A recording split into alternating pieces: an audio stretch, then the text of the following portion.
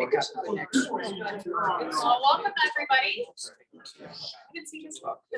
Well, thank you so much for joining us tonight. My name is Emily Krupczewski. I'm the site manager here at the Heritage Center. We are open Tuesday through Saturday from 10 a.m. to 4 p.m. So if you haven't walked around and seen the exhibits, definitely encourage you to come by. Before we get to our illustrious speaker for this evening, just wanted to give you a heads up that our next event is on February 23rd. The author of Winter's Children, Nordic Skiing Traditions, Ryan Rogers, he's going to be coming down from Duluth to come talk with us about Scandinavian traditions in skiing. So if you'd like to come to that, again, that's February 23rd at 7 p.m. For those of you who are joining on Zoom, if you have questions for Brent at the end, feel free to unmute yourself and just call it out. Otherwise, if you wouldn't mind putting yourselves on mute, really appreciate it.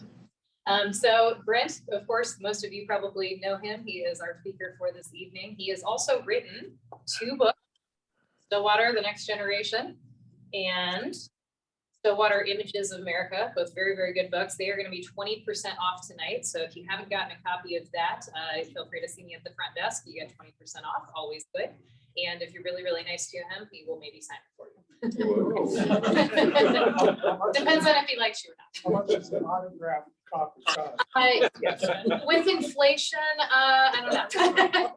Well, the autograph, of course, is at least $100. Yeah, because when I die, it's been doubled. Hopefully not during the speech. Well, I'm back here. But yes, as I said, Brent is a prolific author. He also contributes to the Stillwater Gazette weekly columns there as well, so you can see more of his work there. He's been the WCHS executive director for now, and has a long, long history with this organization. And also a Stillwater native. So, without further ado, repeat. Do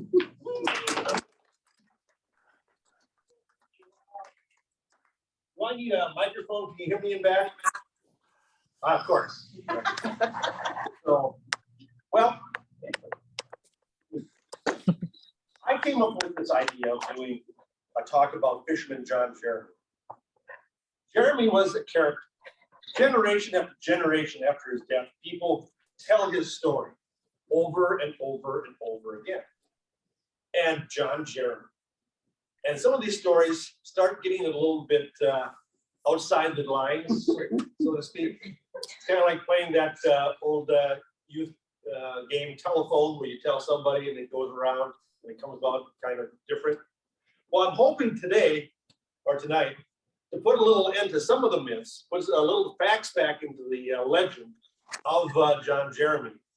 And hopefully we'll come out with a clear story about why this character has been such a part of our community history. So we'll go around, start off with his early life. Now, John Jeremy was actually born not in the woods, not in at some Native American living. He was actually born in New York State in 1858, which, by the way, 1858. Some of the biographies I've read have him being born in 1848, 1838. You know, sometimes they say we don't even know when he was born. He was so old. Well, he eventually moved to St. Paul in the 1880s. He came here with his father, who was Israel. I'm not sure about the mother's name, but I understand you can find that out on Ancestry. And he also had a brother, Alex, who lived down in Minninger near Hastings. He was married. His wife's name was Elizabeth. He had 4 children, 3 daughters and a son, John Jeremy Jr. And he came from St. Paul to the Stillwater in the 1890s. The first time I could find John Jeremy in the Stillwater City directories was in 1896. So he was not here before then, not in Stillwater. And they lived on South Main Street. 1315 South Main Street, which was near the river. And that was very important because John Jeremy was actually a fisherman. That was his occupation. So Fisherman John is actually what he did. Now, what did he do? He signed fishing. So he fished with nets like this. And he was given a license by the state of Minnesota. And the state of Minnesota would give out only so many licenses. And actually, if you took game fish, you would lose your license. But Jeremy was very conscious of that. And one season that I could find, Jeremy had the entire run of the St. Croix because everybody else who had licenses lost them. Because he had to take out, he was a fisherman, and he took out rough fish, not game fish. Now, rough fish, he knew what that was. It's carp, sheep's head, gar, bullheads, stuff like that. And he would have to put back the pike and the bass and these other game fish that he would catch. So they'd have to go through the fish at that time. The boat up here, boat's name is called Singing Swan. That was one of Jeremy's boats. It was a gasoline engine launch. He would take people out and about with that. He would use it also for his fishing. You can see he's got a rowboat behind there. But the Singing Swan was not really used in his other occupation or avocation. Sorry, why would you want crawfish? Why would you fish for it? There was a market for it. Oh, really? Yeah. Eat or food? Yeah, or whatever they did with it. So Fisherman John was a fisherman.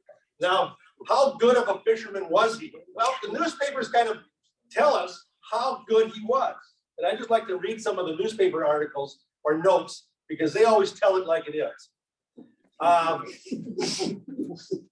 Fisherman John is doing a fine job of signing fish out of the rough fish from our lakes and returning the purebloods to the water. He took out 4,000 pounds of discards from Lake Lexington and cast 1,500 pike back into its waters for us to angle later. Unfortunately, a lot of the newspaper notes that we have are not dated, so I can't give you a date on some of these. And then here's another one. Fish caught by the wagon load. Used set nets through holes in the ice. Jeremy testified that in one haul, he had secured $164 worth of fish, which represented about 3,000 pounds. Fish packed in ice and refrigerated cars and shipped to Chicago and other points east. He sold it to the A11 and Company back in 1909. Another one said, Staxel fish. Maybe filet fish, but it says Staxel fish. John Jeremy, the well-known fisherman, shipped 97 barrels of fish to Chicago. That's the biggest catch of the season, it said. So as I mentioned before, he was that Singing Swan was a gasoline launch. He was known as Captain Jeremy sometimes because he was captain of his ship. And the Singing Swan would go up and down the St. Croix until 1910, when some hoodlums who had it out for Captain Jeremy stole it and scuttled it in the middle of the river. Oh. Now, I'm not sure. It could still be there. I don't know. Now, Jeremy was also pretty interesting. He found things that he would do to make money. And the earliest I could find him in the Stillwater Messenger was in 1903. It had nothing to do with his other avocation, which we're going to get to next. It did not have anything to do with fishing. It had something to do, I don't know, what? It says, in 1903, Jeremy purchased 5 old streetcars for $5 each. That's a pretty good deal. He proposed to use them as cabins with a fresh coat of paint on the outside and furnish them with curtains. When the outfits were complete, they would be used as houseboats. There was nothing after that. It didn't say it was a successful venture or not, but I'm going to guess not.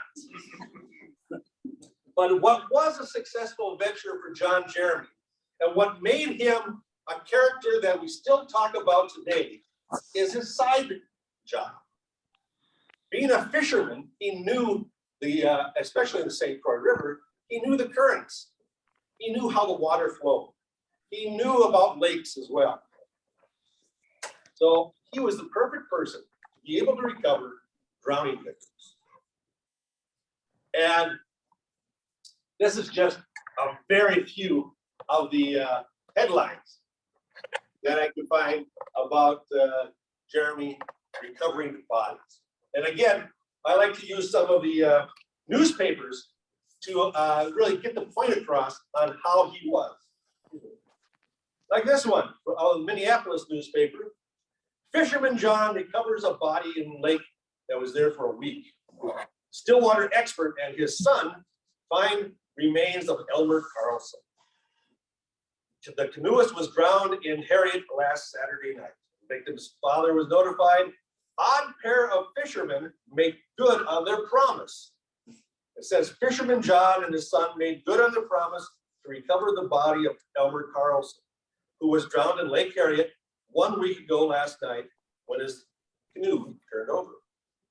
After almost 20 hours of incessant work, they brought the body to shore at 3:30 o'clock yesterday afternoon, having found it in 40 feet of water in the southeastern section of the lake. Jeremy said, quote, I said I'd get the body if it was in the lake, and I guess I made good, said the stalwart, bearded man as he tied his boat to the deck in front of a crowd of the curious. Well, here's another one. Fisherman John succeeds. Stillwater man finds Almgren body in Lake Calhoun, the day Macosta, after others fail. No comment. Says Fisherman John added another name yesterday to his long list of recoveries of bodies of drowned persons by finding the body of John Almgren, who lost his life in Lake Calhoun Tuesday afternoon when a rowboat overturned. After the park police were unsuccessful in locating the body, Mrs. Almgren was told of the uncanny ability of Fisherman John Jeremy of Stillwater and at once sent for him. He arrived at the lake Saturday and searched for the body Saturday afternoon and Sunday before recovering the body was found in almost the middle of the lake opposite the 34th Street dock. It was about 250 feet from the place where the overturned boat and a hat with the initials JA were found by Daniel Hatwell. It says also in the this newspaper article, by the way, with the recovery of the body yesterday, Fisherman John, it is said, has reached the 100 mark in number of drowned persons located. So 100, and he's not done yet. You know? Now here's from the Hudson Star Observer. Yes, those people on the other side of the river. Recovered many bodies. Fisherman John of Stillwater, who recovered the bodies of the young people drowned Saturday evening, reported that this makes a total of 170 bodies that he had taken out of waters during his life as a fisherman. He works in a system of his own, of which he is very jealous and keeps closely guarded. He would not undertake the job until dark, and then would not allow another boat to come near him. Aha, hey, we'll get to that. So yes, John Jeremy had a system. He did not want to tell anybody. He did not, when he worked, he started out at night. He did not have anybody near him except for maybe an assistant, which later on became his regular assistant became his son. So he was very secretive about this system. And that's when the imagination starts to get going. Here's another one. This one says, Indian Jeremy finds another body. Recovered lake bottom 350 feet out. Indian body hunter succeeds in finding body after 4-day search fails. With the father and mother watching from the heights of the bluff overlooking the lake. Now they call him Indian John. Jeremy rowed his boat 300 feet out into the lake this morning. Moved around a bit, lowered several ropes and made a strange noise resembling a grunt. And then cried out, I've got it. And that was all there is to it. So that was an interesting one. Well, Jeremy was brought to, here's the continuation of this one. This was in not near here. This was in Kenosha, Wisconsin. He was brought to Kenosha with funds provided by the American Brass Company, where the dead boy's father is employed. He notified Coroner Friend, that's the name, Friend, that he was leaving his home at Stillwater on Friday night for Kenosha and expected to arrive early Saturday morning. The Indian and his assistants were met at Northwestern Station this morning at 7 o'clock and taken to the scene of the drowning immediately.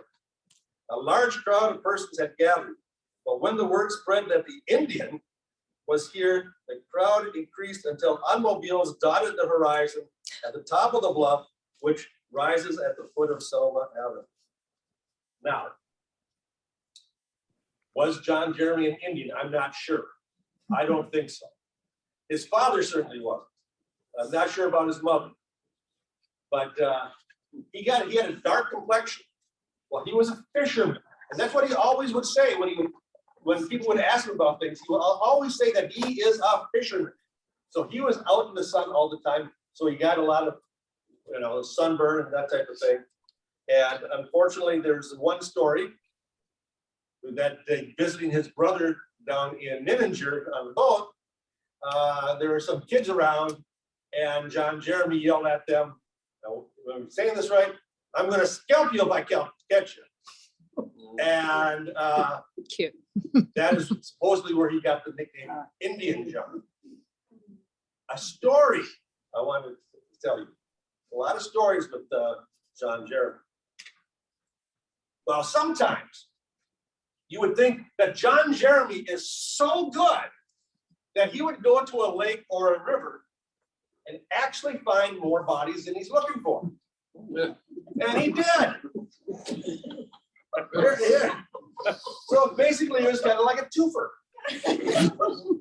Here in the, again, it's just out of Hibby, a News Tribune special out of Hibby.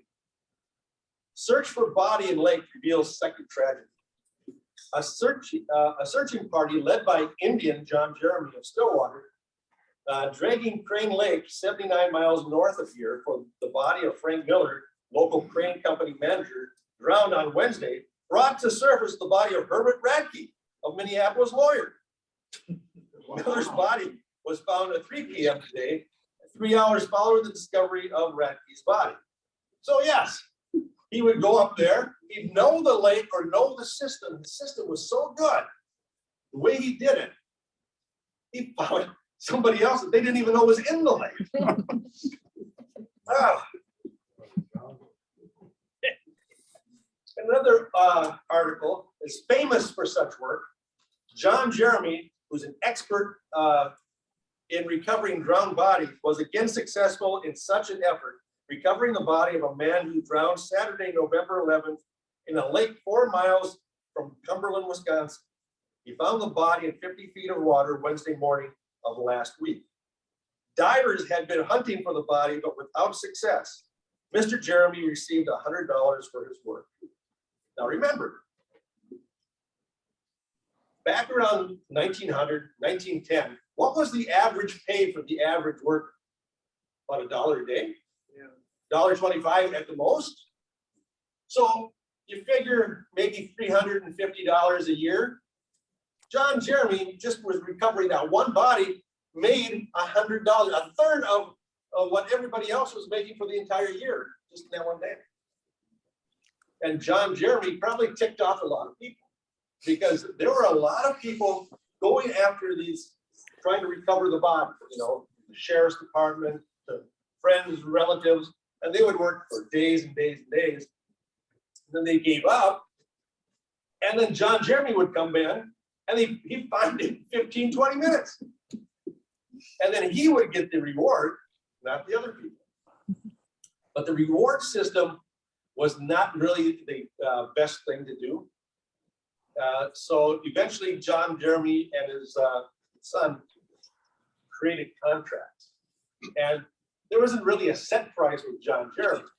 He tried to get whatever he could out of the family. If it was a wealthier family, he tried to get more money. If it was a regular working class family, he'd ask for less. But here's another one. This is kind of fun. Jeremy got so good at what he was doing that people would come and actually take him away to go find things. So Mrs. Jones Flett of Minneapolis and two other women from Bristol, South Dakota came here and took fisherman John Jeremy to Bristol to make a hunt for the bodies of two men who were found in a small lake there in November 5th. They said that expense was no object. I'm sure that was good. As they wanted the noted body hunter to go with them. Now, you would think that John Jeremy, after everything I've read, after all of these articles, he was pretty good. Did he ever not find a body? Well, maybe. But there was this one account that people thought that he had lost his man. Now, it said a Catholic priest had drowned in Forest Lake. And John, he went up to Forest Lake. And the Knights of Columbus Lodge had offered $300 on the recovery for the body. That's a lot of it. But John Jeremy surveyed the lake. And he didn't take the offer. And he said, there's no body in this lake. The priest that you're looking for did not drown in this lake. Well, people in Forest Lake, they said, oh, John Jeremy, he's losing it. This guy, he can't make it. Well, who was right? John Jeremy. The priest was located a few months afterwards in a Canadian town where he had found this widow. They were living together, presumably married. And Jeremy said, do you know why I didn't take the offer? In the first place, I found there was a widow in the same hotel. And he spent most of the time with her. After she left, he got into a boat to go fishing. They found the boat at the end of the lake from which the wind was blowing. Now, have you ever heard of a boat floating against the wind? So that was the big tip-off for John Jeremy and a big revolution for the people in Forest Lake. But John Jeremy, you got to know John Jeremy. He was not a nice guy. And sometimes his finds weren't necessarily of his magic. In 1904, John Ward of Marine on St. Croix found the body of the late Dr. Henry J. Hutchinson. You ever heard of the Hutchinson singers from back in the 1860s, 1870s? The family of singers, and they would go around. Anyways, this was the grandson. And he drowned near Taylor's Falls. The reward to find the body was $50. Again, a lot of money. However, John Ward had the body. He found it near Marine, where he lived, and he tied the body, put the body away, and then he went to tell the authorities. Well, John Jeremy happened to be walking by, and he took the body. And then John Jeremy tried to claim the reward of $50. This actually went to court, and the judge found for John Ward and against John Jeremy. And in another, the very next year, the body of William J. Schiffman of St. Paul Schiffman drowned in White Bear Lake. And there's another pretty hefty reward. And there are more than just John Jeremy looking for this body. White Bear Lake had boats out there with all sorts of compasses or whatever, bewitching sticks or whatever, trying to find the body. So one of the ways to raise a body is to make, cannon fire, to shake the water or whatever, and the body would rise up.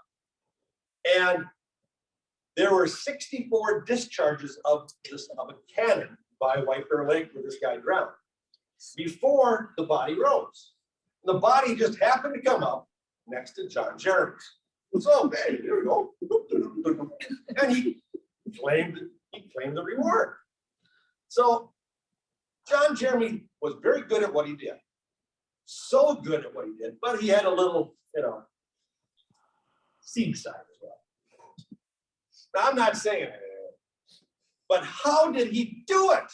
That is the important thing. How did he do it? Remember, John Jeremy mainly wanted to go out at night by himself or with one of his assistants, right? And the only thing that he would really take with him was a gunny sack. This gunny sack. What was in the gunny sack? That's what we need to know, people. Right? Was it some sort of black magic? Oh, no. Was it the occult? I mean, he would have a gunny sack right here like this, and he'd be going up and down. He'd go to his boat, and off they go. But what was in the gunny sack? A lot of people thought they knew. I mean, there's family that think they know what was in that gunny sack. Some people say the gunny sack had a loaf of bread with quicksilver in it. And quicksilver is mercury. Well, that seems ridiculous. But John Jeremy, he knew the fish lake.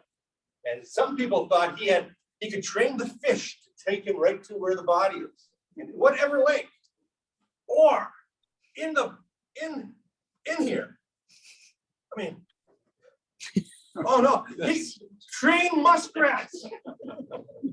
You laugh now, but people actually thought that he had trained muskrats.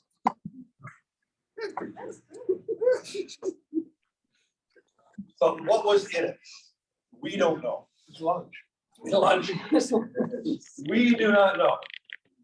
But one search that he did was over in Lake Elmo. This was in 1905. And a couple pictures of John Jeremy up in his rowboat. Picture of John over here. This was a tough one for him. He couldn't seem to get it. There are two people that passed who drowned in November of 1905, Alan Fagley and Lewis Dodson. And there were a lot of people looking for these people, and they all gave up. They all gave up except for John Jeremy. The real big problem at this point was the weather was getting colder. And if the lake covered in ice, that was it. They wouldn't be able to find him until spring. So the family was going to have a service at the lake shore. But before that happened, Jeremy, after 4 weeks, found the bodies. And they were able to close the chapter of those two gentlemen and let the family move forward. Took him 4 to 5 weeks. And did he go home to Stillwater every night?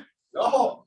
This wagon with burlap on the sides, that was his home for 4 to 5 weeks. He never left the shores of Lake Elmo. And this photo right here, there's actually two people here. Those are the fathers of the two drowned boys. So Jeremy, and this was the canoe in which the boys were in.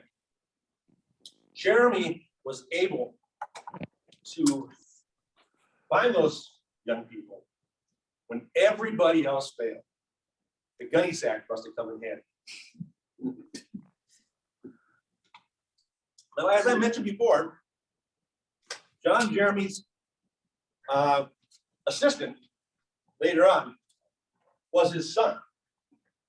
So here's old fisherman John, and this is his son, John Jeremy Jr. Triple J.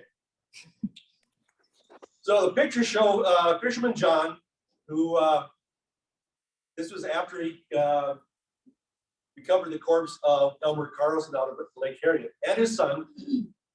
And he is said to have recovered, according to this article, more than 300 persons, nearly all of them when others have given up.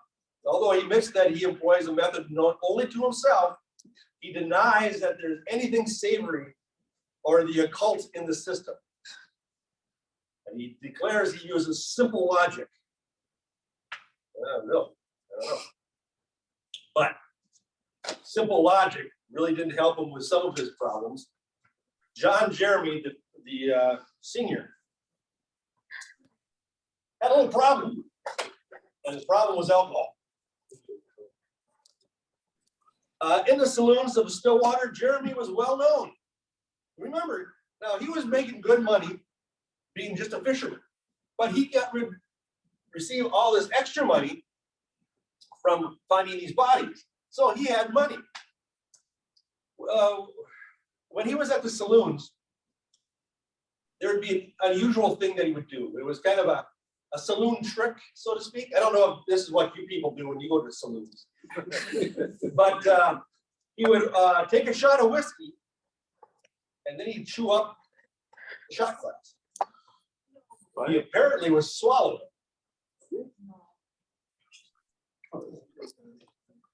And also the young boys of the town would figure out which saloon John Jeremy was in. And they'd hang around outside because John Jeremy also liked to see the little scamps, the little ankle biters run around. So he'd have a handful of change and throw it, and all the kids would scamper around, and he would throw that and see all the boys. Yes, in the police reports of Stillwater Police Department, John Jeremy's name is in there often. Mainly has something to do with being drunk or fighting. Yeah, he had, I understand he had quite the unusual nose because, anyway, that had nothing to do with fishing, but well, it might have. But one of John, I've read this story, I'm not sure how, I've only read this story in one place, but I thought it was funny enough to put it in today. One of John's other abilities was catching pigs. Yes, pigs. The 4th of July in Stillwater was a tremendous day, and they had street fairs. We all know they had Stillwater at street fairs. And at the end, there would be a greased pig chase. And so this pig would be covered in lard, about a 150-pound pig. And it was liberated on Main Street between Chestnut and Myrtle. And everybody, of course, would be chasing the pig. The pig would be greased up, so you try to grab it, but John's ability seemed to be able to catch that pig every year. And he would park his truck nearby, so he could just take the pig, put it in the truck, go home. Well, as I mentioned before, I don't know if he was chasing pigs when he was under the influence of alcohol, but he was quite often. And it is perhaps the reason why his wife left him. His wife did leave him. One drunk charge in the records was reduced to begging, and another time he pled guilty to taking part in a saloon brawl. Here's a note from the newspaper. Fisherman John Jeremy and Fred Paulberg engaged in a saloon fight Saturday afternoon and pleaded guilty in municipal court this morning and paid the minimum fines. When Hyman Levin, who was a Stillwater fish finder, now remember going back to my talk, Levin Company would buy fish from John. Levin, however, brought John to court for assault. Those two were arguing over the price of the rough fish, how many pounds, how much he was going to pay, and the quality of the fish. Well, Jeremy in court admitted to pummeling the man, but stated that Levin had begun it by poking an umbrella in his belly. Yeah, exactly. So John Jeremy was a unique character. He was a well-known character, but unfortunately, he was a bad character at the end. This article that I put up here actually appeared in the St. Paul Dispatch on July 21st, 1918. And that date is very significant. But the newspaper had no idea why it was significant. Because on Saturday, July 20, 1918, Jeremy visited Charles Mosier at his hardware store in Stillwater and said he was going on a trip and that he would not be coming back. He had Mosier prepare a will that left everything, including his mysterious gunny sack, to his son, John Jr. And then he took a streetcar to St. Paul, and saying that he was going hunting, he had his shotgun repaired and purchased some shotgun shells. He then returned to Stillwater, bought a new white shirt that he said would be his last one, stopped and had a shoe shine, and went to the farmhouse of Joseph Binder in Oak Park. Joseph Binder was the father of a girl who was taking care of basically a maid to John Jeremy. Remember, his wife left him, and the 3 daughters left him. So all he had was his son left. And so Binder's daughter was doing housework for him. Now, I'm not sure if it really was a romantic relationship or if John Jeremy just did not want this Binder girl to leave his employment. And he wanted her to continue to work. I'm not sure which is which. But when he came to Binder's house in Oak Park Heights, the Binder came out and met John Jeremy and told John to leave. Jeremy leveled a shotgun and shot and killed the father. So Jeremy then went into the woods near the railroad tracks and committed suicide.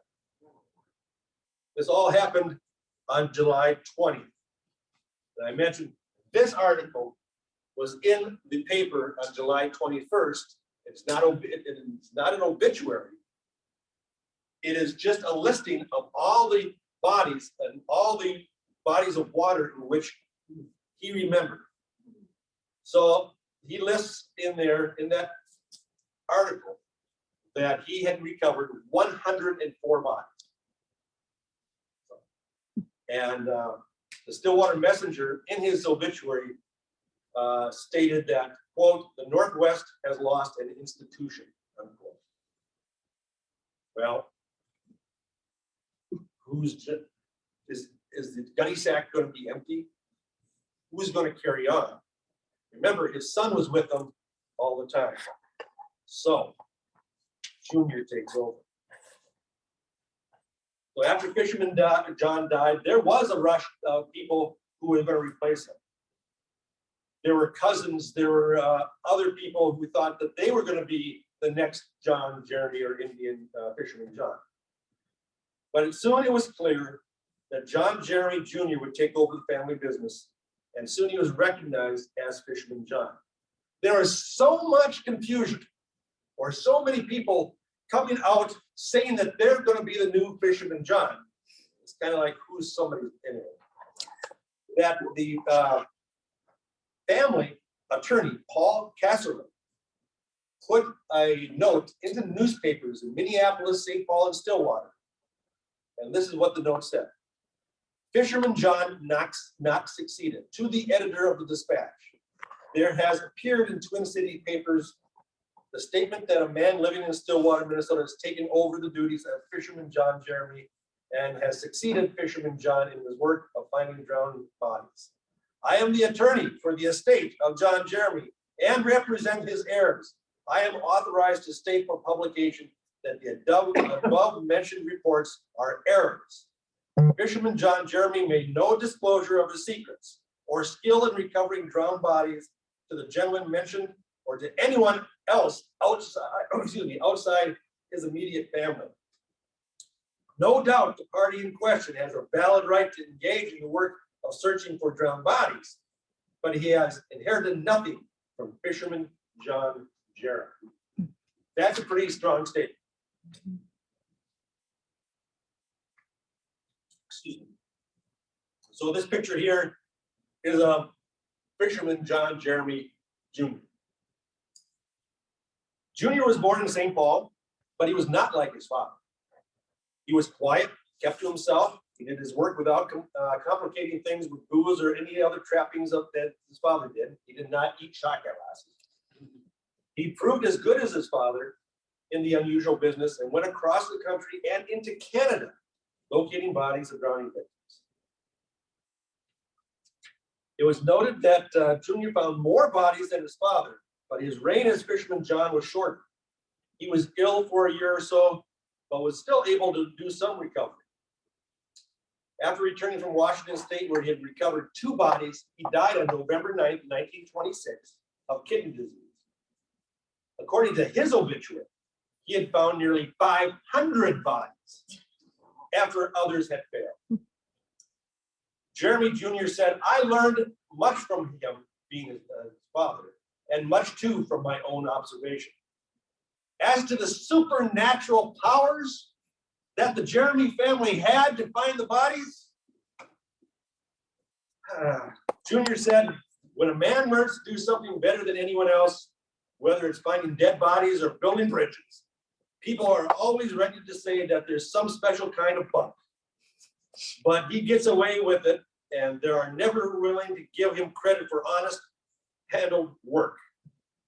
And on October 2nd, 1921, front page story of the feature section of the St. Paul Daily News, Jeremy talked about his uncanny ability to find bodies. He discounted the trained muskrats and body compass as theories as useless.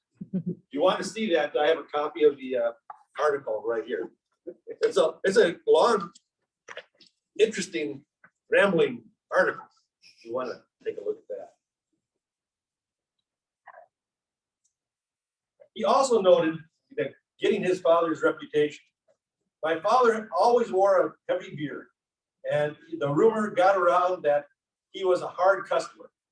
The same reputation has been given to me. They had me living in a floating vagabond down the river here, or some sort of den setting in the river on fire every time I spit." So John Jeremy Jr. did not like being compared to his father, except for his ability to find drowning victims. Now it appears that Junior, that's all he did. I can't find that he had another job outside of finding bodies. Now, he lived at the same place, 1315 South Main Street, where his father lived. And his mother, I think, eventually came back and moved back into the house after Senior had died. So we do know that John Jeremy Jr. died in 1926. Remember, he would only have 8 years by himself after his father died. But was that it? Was that going to be the end of the gunny sack? Was that going to be the end of the cult, the magic of the Jeremy family? You're right. I like that. So, after the death of Junior, there was a contract written up between his mother, between Elizabeth Jeremy, the original John Jeremy's wife, Emmett McClear, and George Thompson, a grandson of the original John Jeremy. The contract was signed on June 6, 1927, when Thompson was old enough, he would take over the business of recovering dead bodies. Thompson was only 14 years old at this point. Okay.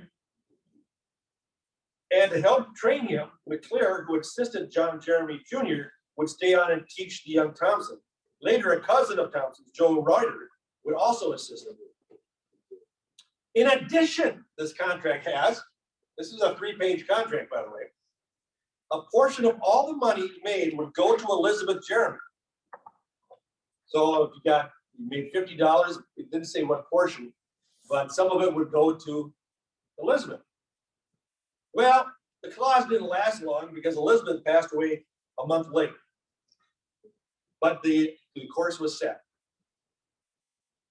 Thompson served, you can see Thompson here, and he served in World War II, which interrupted his time in business. But he didn't do the business as much. George Thompson actually had also another job. He worked at Conley Shoe Company in Stillwater. So he didn't do this very much.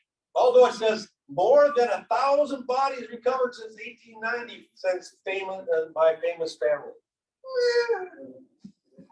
I'm not sure about that. But 1951, in 1951, the last body that a Jeremy family person found was probably one of the most famous. He went down to Des Moines, Iowa, to look for drowning victim Mary Louise Portingly. She was a socialite, three-time women's amateur golf champion of Iowa. And after all the people down there in Iowa gave up, George Thompson went down there and he found Mary's body. Mary's father, and actually we have this note, this card in our collection. The father wrote back to George Thompson and said, "The recovery of the body was terribly important. And I personally feel that it may possibly never have been recovered had it not been for your skill and persistence." Thompson actually retired from recovering bodies in 1954. His main, as I mentioned, he worked at the shoe company. Thompson died in 1968, ending the family business of recovering bodies. 3 generations, from the early 1900s to 1954, for 50 years that I can find, the Jeremy family recovered bodies in waters in the United States and in Canada. The system that we use has been in the family for 3 generations, Thompson said upon his retirement. It is not patented. Oh, we just don't talk about it. And that is the end of the story of Fisherman John 1, 2, and 3. What is John Jeremy's legacy? Is he a unique character? Did he bring something out? Is he a murderer? Is he a boozer? Is he a tramp? Is he a river rat? Cute, right? What is the legacy of Fisherman John? That is my question. Everybody will have a different answer. Now, does anybody have any questions about Fisherman John? No. Yeah. Where the gunny sack is, I'm not sure. It probably is. It was ended up with the family. I don't know if it was passed on to George Thompson or writers or whatever. But the gunny sack, I don't know where that is. Raleigh. I'm sure all these things place that theory, but is there a theory people agree with how he's so successful? Oh, absolutely. What is that? It's a pretty simple theory. In a newspaper article, actually, it was the way he did it was known. It was in the newspapers every time.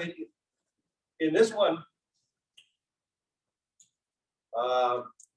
one of his assistants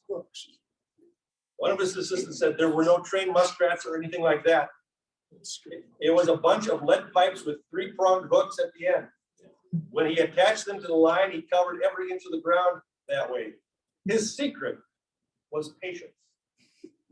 And in a 1907 newspaper article, it says the body of William Mulligan, drowned in Lake Chanhassen, was recovered by Captain John Jeremy of Stillwater. Jeremy used a new method in raising the body, substituting a long line with weights and fish hooks for the usual grappling items. So 1907 is published in the paper what he did.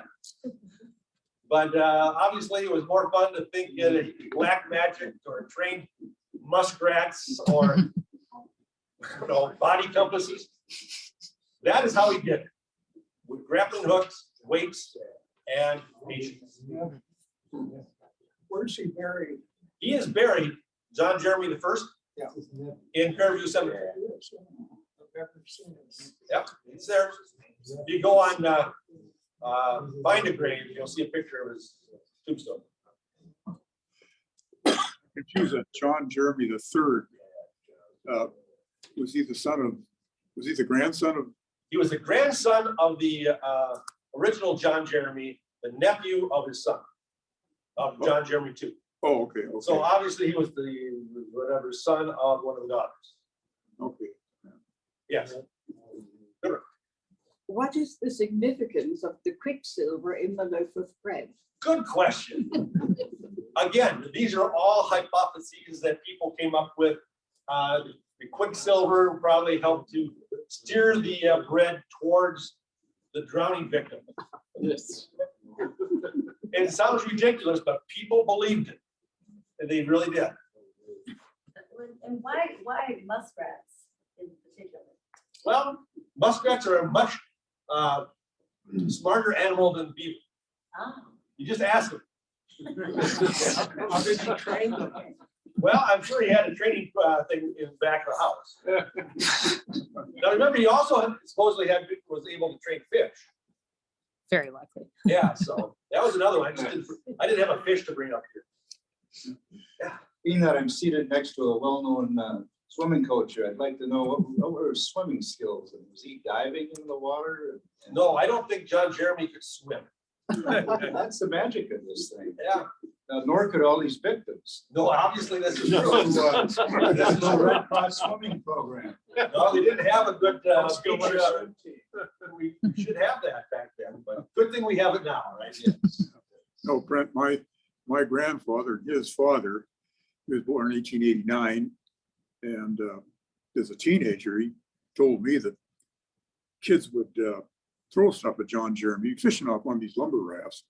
And they'd get him to chase them, and then they'd just jump in the water and swim another raft. He couldn't swim. Yeah, Wow. yeah, so Maybe they tease him, you know. there's a lot of stories that go back generations in families around here about John Jeremy or that family. But of course, everybody remembers characters like Buster. Yeah. Or Lena Rumpf. Yeah. Absolutely, you know, every generation has their characters, but I think maybe I'm one of those now. Yes. That's why I like. How about a connection to the logging operations? It seems like most of these body stories didn't note that they were a lumberjack, sorting the logs up at the. No, but there are some of them.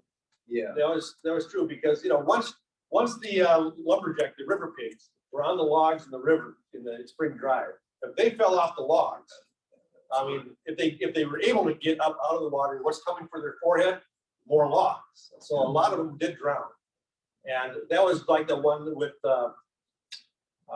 John Ward. He found that one, although the person wasn't a lumberjack per se, but he drowned up in Taylor's Falls and his body was found down in the Marine. Wow. Yeah. So the river has current. I saw the newspaper article that said that there were 9 found in the St. Croix River. Okay. So it was fairly limited. Yes, he did it from St. Croix to Mississippi, all over. Like I mentioned, outside Cumberland, Wisconsin. Yeah. So he was all over South Dakota, of course. I still don't think anybody in South Dakota knows how to swim. Say, Brent, in your research, did you come across a case where he turned down, I think it was somebody named Bigelow had drowned, and the fee he proposed wasn't accepted by the family, and he said, well, let the fish get him. But No. Big Brown, Bigelow. Yeah, I did not see that one, but it's very possible. It would be great if somebody would come forward and do a research project to list all of as many as they could find, the people, the drowning victims that were found and what body of water and when, by each of the fishermen John, so we could get more of a count on how many bodies were actually recovered by this family. And as Emily had mentioned, that these books are very, very good. My words. 20% off, and each of these books have mentioned John Jeremy. So. And if I anyone listening on Zoom would like one of the books at 20% off, just give us a call tomorrow. And if you come up here and take a look at the newspaper articles, we have some newsletters that you can take with you. And everybody, I appreciate you that you stopped by. And remember, as Emily said, that we have Winter's Children Nordic Skiing, February 23rd, Native American Mound History on March 8th, and March 21st, we will have a presentation about Stillwater's most infamous madam. Red Nell Vanderbilt put on will be talked about by Tom Simonette. Of course, all the Simonettes know everything there is to know about houses of ill repute. Let's go on. Our bookkeeper, Beanie Kelson, knew about them. She told me stories. Thank you, everybody.